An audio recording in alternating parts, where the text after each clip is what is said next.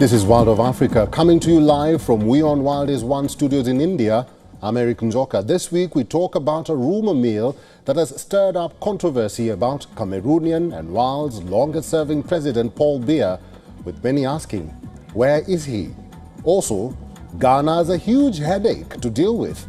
On one end, it's a boom for the country, and on the other, it's poisonous. We will tell you what galamsey is and how Ghanaians are saying no to them. Welcome to the show.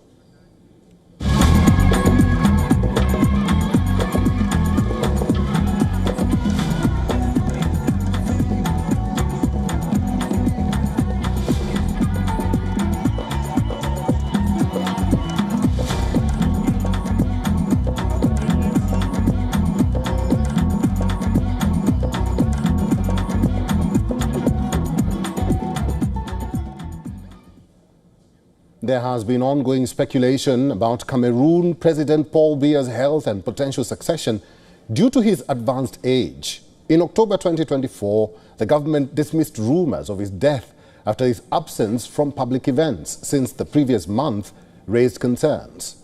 Officials clarified that he was in Geneva and in good health.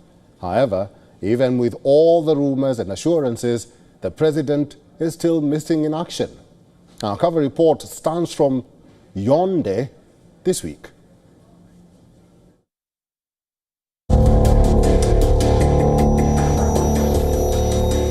It was at this forum in China during the African leaders' photo op with Chinese first family of Xi Jinping and Peng Liyuan that Cameroonian President Paul Biya and the First Lady were spotted.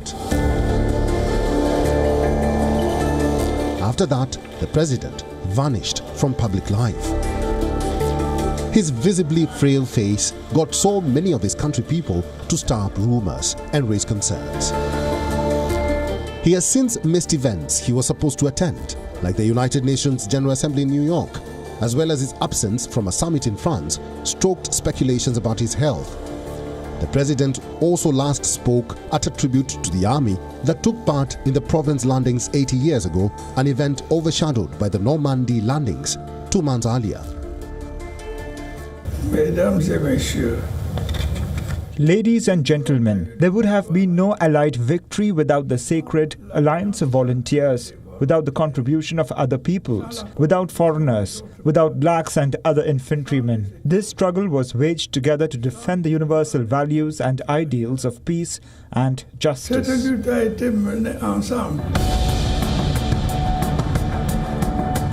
The rumor mill went into overdrive after the president's absence at the October summit of French-speaking countries, La Francophonie, in north of Paris. Cameroon's ambassador in France insisted that Biya was in good health and in Geneva, his habitual base when away from home. Other sources suggested it was because he needed to rest under medical supervision after a heavy diplomatic schedule in July and August. Biya is Africa's oldest head of state and the second longest serving, narrowly beaten to that record by President Teodoro Obiang Nguema of neighboring Equatorial Guinea. Biya, however, is a habitual non-attendee to many gatherings of African leaders. Even back home, with his measured speech and cautious tone, Biya has for many years spaced his personal interventions, largely delegating the day-to-day running of the government and handling of technical dossiers to a succession of prime ministers. Unexplained absences from public view have been nothing out of the ordinary for this most enigmatic of presidents. Rumors that he has died do surface from time to time, largely because of these unannounced disappearances. As a wave of multi-party democratizing change swept across much of Africa at the beginning of the 1990s, Biya was one of several incumbent leaders to shrewdly adapt, firmly keeping control and allowing sufficient reforms to take the heat out of mass protests.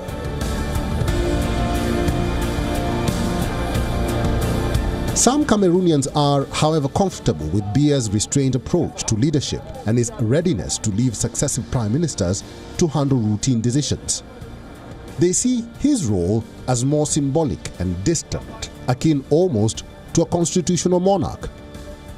Support groups have also appeared to promote a passing of the torch to the president's eldest son, Frank Biya, a businessman. Although Frank himself has never shown any interest in politics or given any hint of such ambitions. But in today's Africa, where disenchantment with the political establishment runs deep, particularly among young urban populations, establishment attempts to secure the continuation of power can carry risks. Biya and his inner circle may feel confident of avoiding such scenarios, but that will require shrewd reading of popular sentiment, especially among young and the middle class in big cities such as Yaoundé and Douala. Africa Bureau, WION, World is One.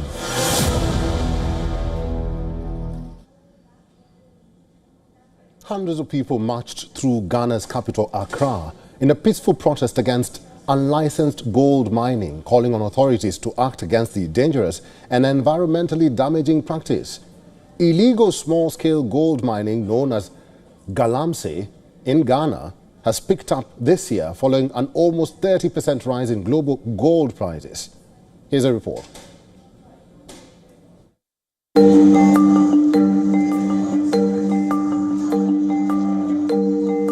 Ululations and chants reverberated across Ghana's capital of Accra. Hundreds of people marched in a peaceful protest against unlicensed gold mining, calling on authorities to act against the dangerous and environmentally damaging practice.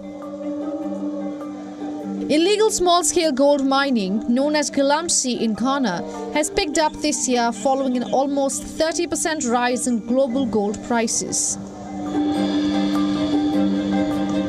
So this hard work is also to support the work and the command that God gave us to be good stewardship of the environment. Now, we have even heard that it has become increasingly very difficult for some churches to find good water to even baptize new converts, and that is an issue because of the pollution of the environment.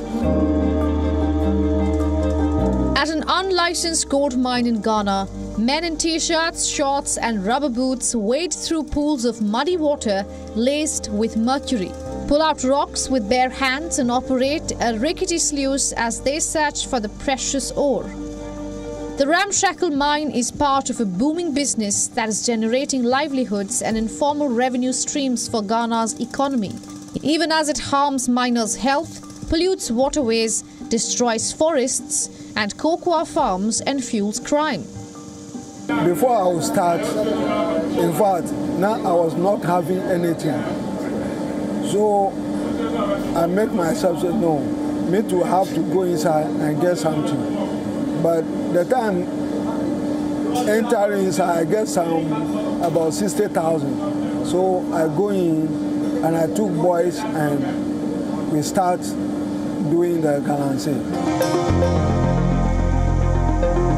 The unlicensed gold mining industry has grown at a breakneck pace this year. About 40% of Ghana's total gold output comes from small mines, as opposed to concessions operated by multinational firms. Some 70 to 80% of the small mines are unlicensed.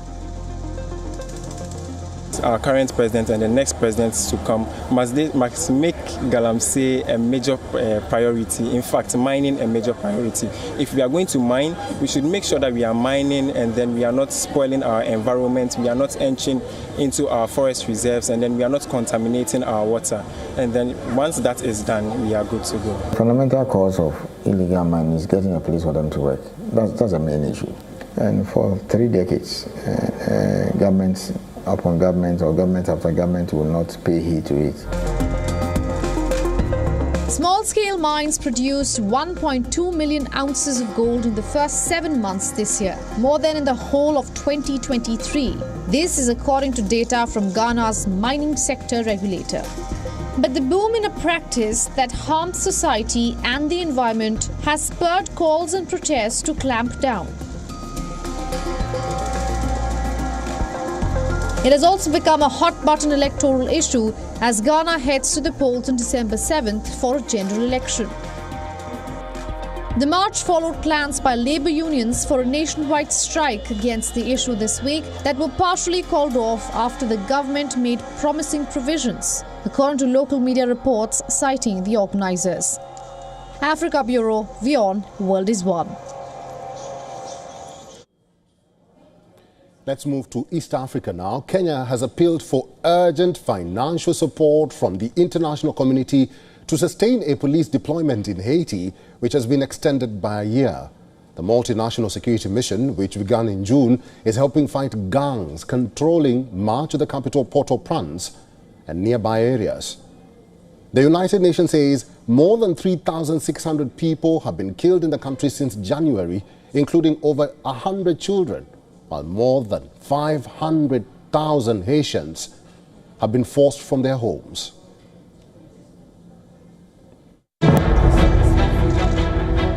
The leaders of Kenya and Haiti were both in Nairobi urging international partners to honor their commitment to the UN-backed peacekeeping mission in Haiti. They said the mission needs more resources with its budget running out in March 2025. Leading the mission to quell gang violence in the Caribbean nation, Kenya has sent nearly 400 officers. They are joined by nearly 24 police officers and soldiers from Jamaica. But the numbers are significantly short of the 2,500 pledged by various countries including Chad, Benin, Bangladesh and Barbados for the mission. Kenyan President William Ruto, who met with Haiti Prime Minister Gary Conille, said Kenya will deploy 600 additional officers next month. We are asking the international community to match their commitment, their pledges, with the necessary action for us to be able to complete the task ahead of us. Kenya and Haiti, therefore, stand united in calling on the international community to urgently rally behind this mission. The UN says over 3,600 people, including over 100 children, have been killed in the country since January. Over 500,000 Haitians have been forced from their homes. A UN human rights expert has warned that gangs are targeting new areas in Haiti, causing further displacement. Kenya deployed 400 of its pledged 1,000 police officers in June and July this year. On Friday, President Ruto said the remaining 600 are undergoing training and will join the mission next month. The first deployments of Kenyan contingents in Haiti have been extremely helpful, useful, professional, committed. They've engaged almost immediately, side by side with the police force. In terms of being able to support our officers on the ground, including those who are joining next month, we have resources to make sure that they have every support that they need up to March 2025. Only $85 million of the mission's estimated $600 million annual budget for its operation has been received so far through a trust fund set up by the UN. It's not clear how much money has been spent so far. The Haitian Prime Minister denied reports that the Kenyan police officers were staying in camps like tourists while the gangs were tightening their grip on large swathes of Port-au-Prince since the mission began. At least 10 countries have promised to send around 2,900 troops to participate in the Kenyan-led multinational security support. But only about 430 have been deployed since the UN-authorized mission got underway in June. Heavily armed gangs that control most of the capital Port-au-Prince have continued to gain territory. Africa Bureau, WION, World is One. And in Northeast Africa, a canine unit that detects illegal wildlife and wildlife products was launched at the Bole International Airport. You see, wildlife trafficking in Ethiopia has been so rampant that the government looks defeated in handling the menace. The African Wildlife Foundation handed over the 4 equipped detection dogs trained in deterrence and detection of illegal wildlife and wildlife products, and also their handlers, to Ethiopian Wildlife Conservation Authority.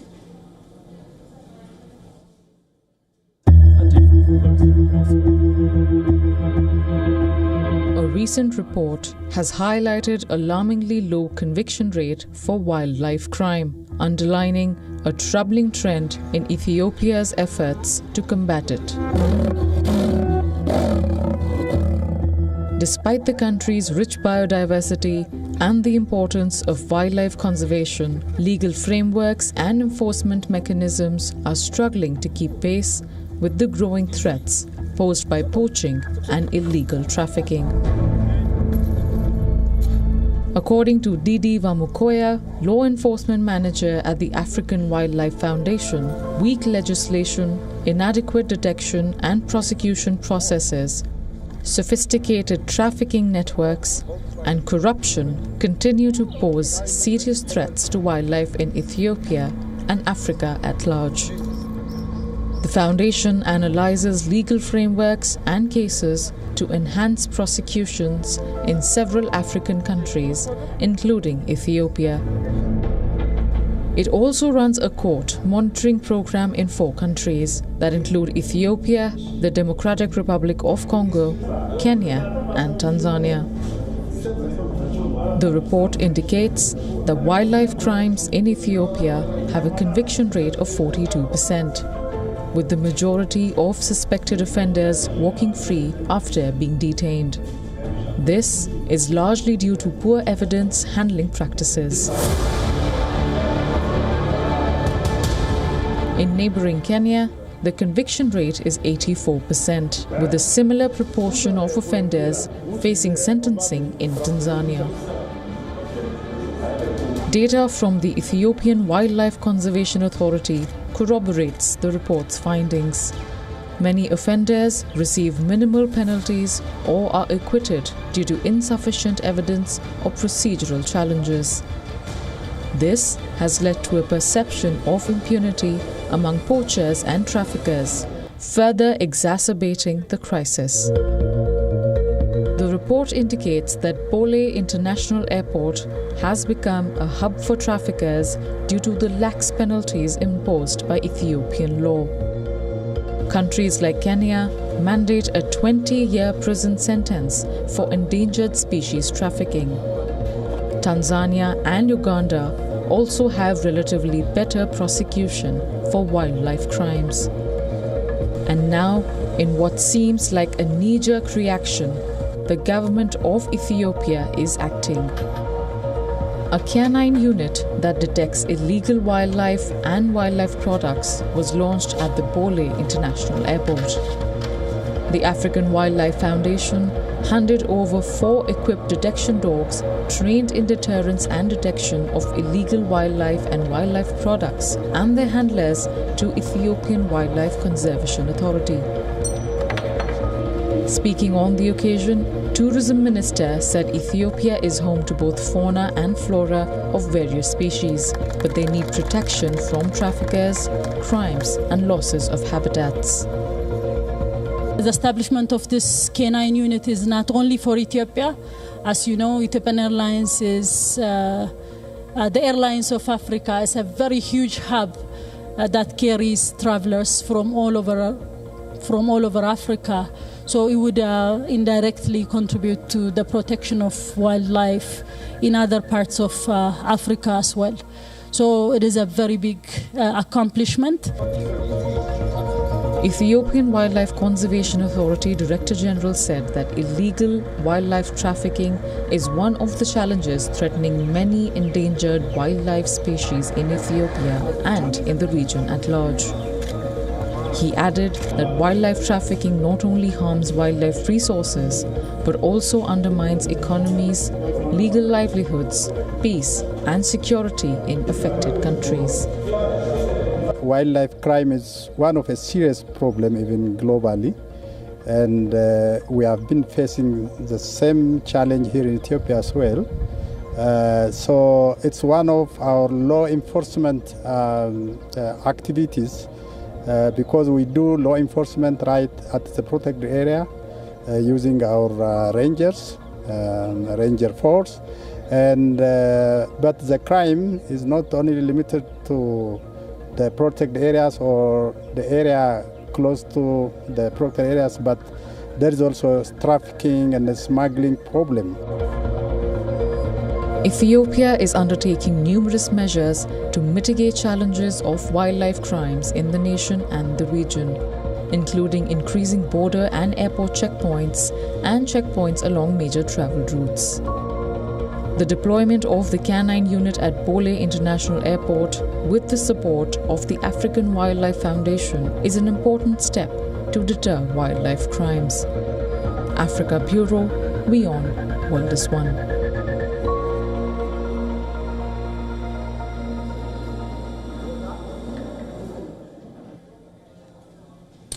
Let's now talk about something that is kind of rare but exciting to talk about.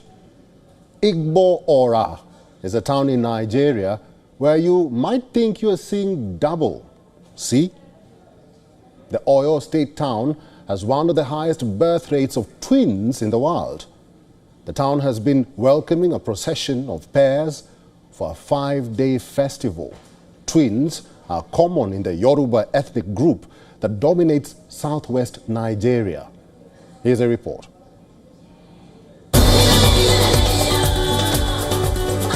They were all decked up in the colorful Nigerian attire. You could almost confuse one for the other. And no, you're not seeing double. These are twins in a celebratory mood as they mark a festival in their honor.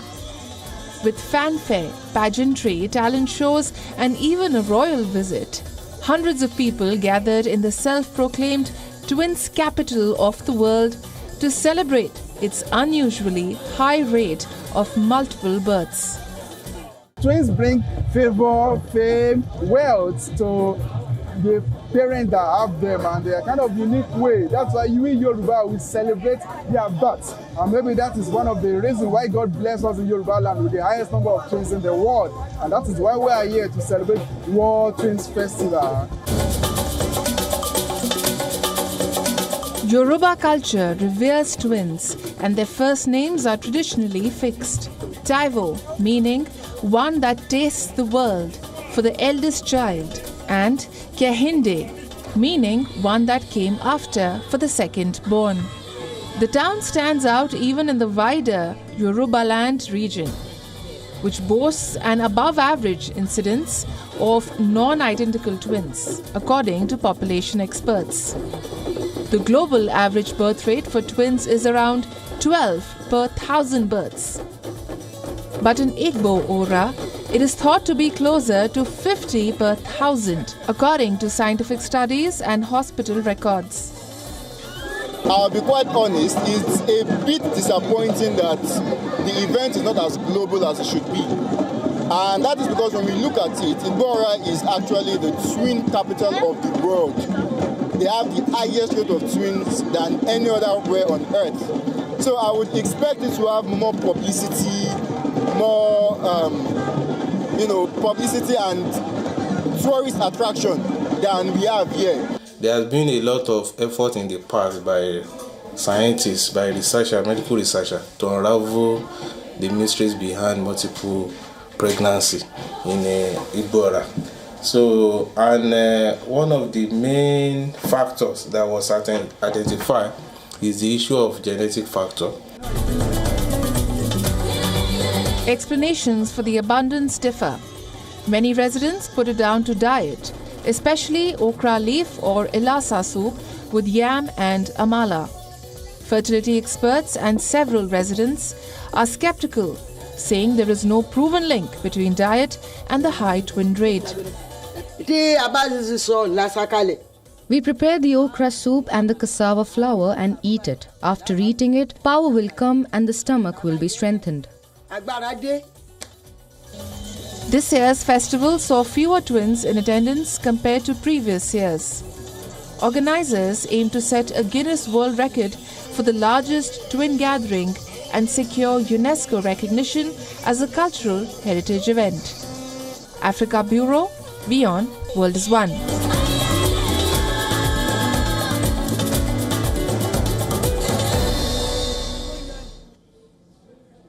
And that's it on this week's episode of World of Africa. Thank you very much for watching. Talk to us on all our social media platforms, on Twitter and on our website, and tell us more about the show there. I'm Eric Njoka, and until next time, it is goodbye from me.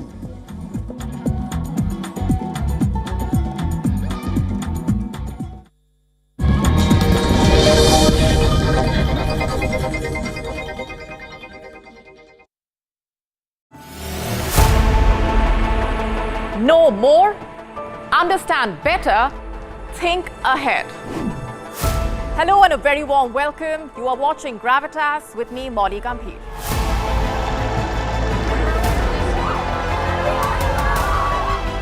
Get the facts, not the bombast.